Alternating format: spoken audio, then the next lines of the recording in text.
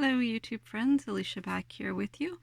I've had this idea in my head for a little while, and it's was an idea to do a YouTube video or maybe a couple videos called I Want It All. It's a little bit, I don't know how you call it, like to talk about, there's such a huge push on minimalism lately, I've noticed, and all of that. But, you know, as paper crafters, or any kind of crafter, I do multiple kinds of crafting, I think we have the right to have our stuff and enjoy our stuff and not get caught up on having to de-stash it all, get rid of it all, because somebody says minimalism is the way to go. Now, this is a 6-foot tall shelf that I'm just panning up and down on. I have two of these shelves. The other one is 5 foot and this one is 6 foot. And this stores a pile of my craft supplies. Not nearly all of them, but just different craft supplies. And as you can tell, I have it all. Not on these shelves, but in general.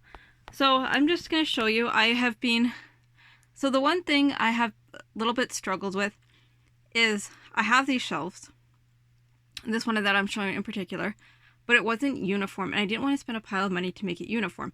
So what I tried to do is just at least match the bins. So I have clear bins, gray bins. I need to get one more gray bin. And then the bottom is just, I can't change that clear bin. It is, it has hanging folders in it, so it has to be that style. But that is what I've done to make it look a little bit more uniform. And then of course on the top it has all the same style of bins with the exception of one bin that has fairy garden stuff in it. So that is what I have done. It looks much better to me than it did. It is organized.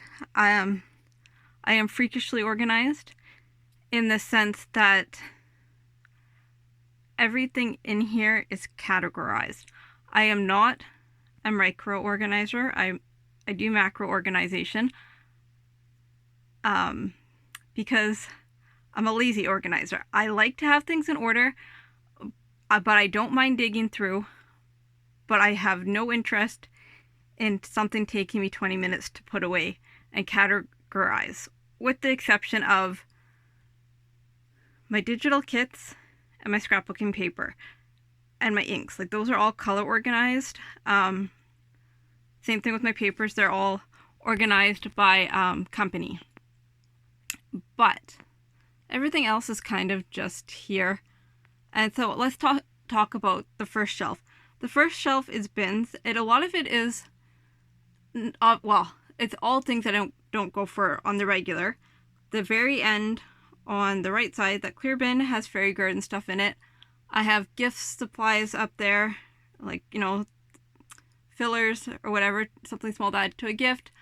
I have duplicates, so things that I have extras of. I have packaging behind there that I recycle. I have my chipboard albums, and then the one next to the clear bin I have vintage items in. And that's not the ideal place for it. I do use my vintage supplies. However, I had space for it up there, so that is what I put up there. The second shelf, those clear bins I should label, but there's stamps, chipboard.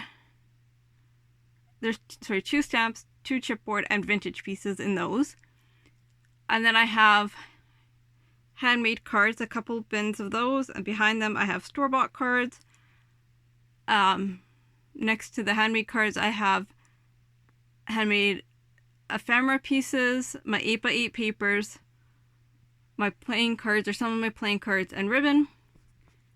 And then on the third shelf down, I have, well, that pink bin is not really supposed to be there, but I wanted it off my desk. That's just tapes. But then I have my sewing basket and extra threads. I use lots of different color threads, so that's why I have them. I don't sew fabric if I can help it, other than like ruffles. but I do like sewing on paper.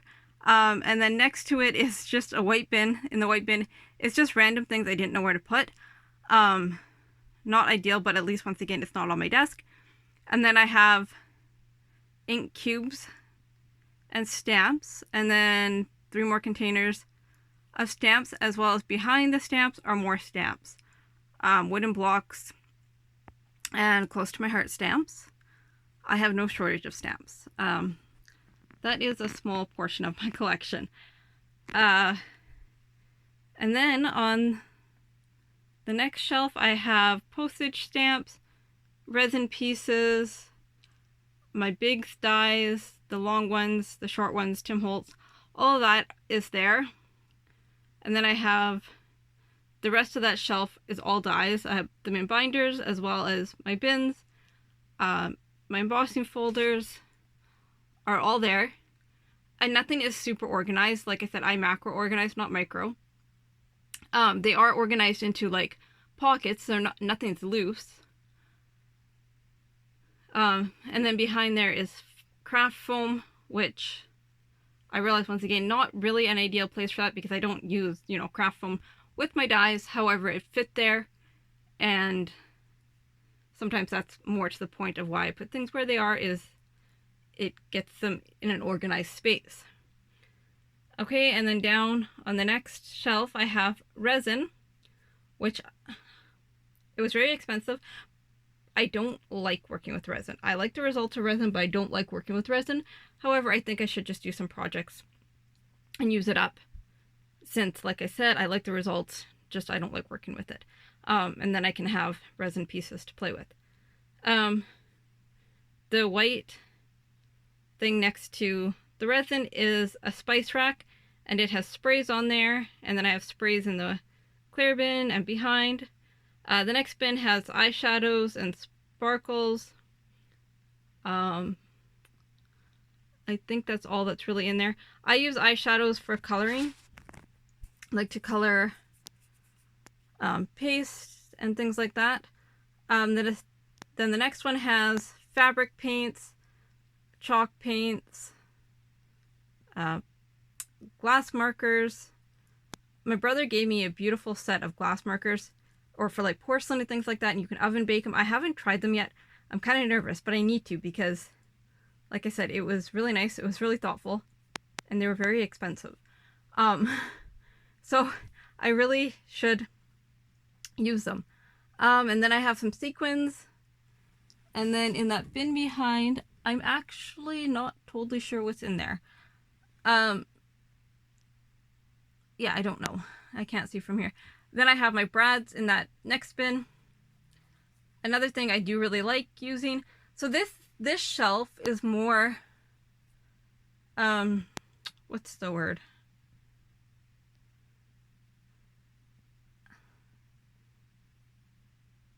More everyday stuff that I would grab, like for art journaling. I have paints and inks and everything in my other craft room as well, but everything is here. If I want to do something in this room, I would not have to go to the other room. I have papers in here. I have, my inks, I have paint, I have all of that kind of thing, sprays. I don't have to get up for anything. I can turn around and pretty much everything I need is within this space. Of course, I have papers under my desk, solid colors and all that kind of thing. But what I mean for basic card making, journal making, I can have all my stuff right there. And then on the bottom, I have my vinyl, which I also do not use very much. I like my Cricut. I like my Cricut a lot. However, it is just a pain. It is the old one with the cartridges. I would not get anything connected to the internet. I have a brother scanning cut. I have a love-hate relationship with it. When it works, it's fantastic. It works about 50% of the time. I have the first version. I'm going to say it was a waste of $400. Because for something that works only 50% of the time, I could have found a better way to spend $400. But I have it, and like I said, I have the vinyls and all that kind of thing to go with it. Then next, well, I have some baby powder and shaving cream. which are for mixed media projects. Next to that, I have what I mentioned before, my sticker bin, and that's just some of my stickers. I love stickers. Not necessarily to use them, but I collected them for years and years and years. I do like to use them, but I like collecting them more than using them. So now I'm going through and trying to use them. Then I have a bin with wood pieces. I seem to collect those more than I use them as well. Unfortunately, that's not deliberate. The stickers was a deliberate collection. I've collected stickers since I've been about 4 years old. I'm closer to 40, so I have a collection. But the wood pieces, some of that has to do with I like making altered art, but I don't have anywhere to put it. So I tend to buy the pieces, and then what am I going to do with it once it's made? So then it sits. Anyways, I have 2 sewing machines. One is vintage. It was a gift. Well, they were both gifts. One was a gift from my mom and my brother, the white one. That one I use on a regular basis. The iron is my crafting iron. And then, like I said, the old one was a gift.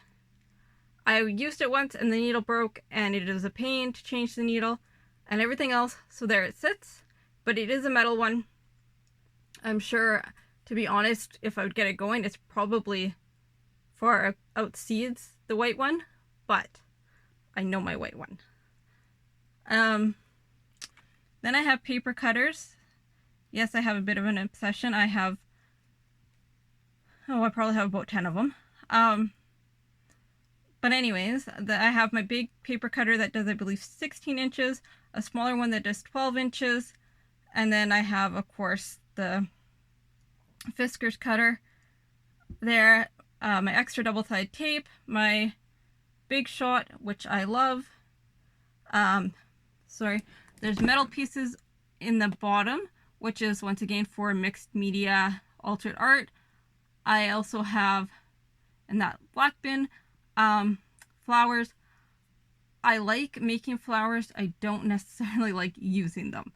So, that bottom clear bin also has fairy garden stuff in there, and I make fairy gardens. I have made 5 of them in the last little while, so that is something I do, which is why I have my fairy garden stuff on this shelf, and I enjoy. I will maybe attempt to show you them. They don't video well. I did try even to take pictures of them, so I'll see what I can do. I said 5, sorry. I've done 7 of them lately. 7, 3, yes. So yeah, like I said, that is something I do. Next to this, like I said, is way more stuff, and I might turn this into a series called I Want It All. And it's just to show that you can have lots of things, be organized, enjoy your space, and be productive.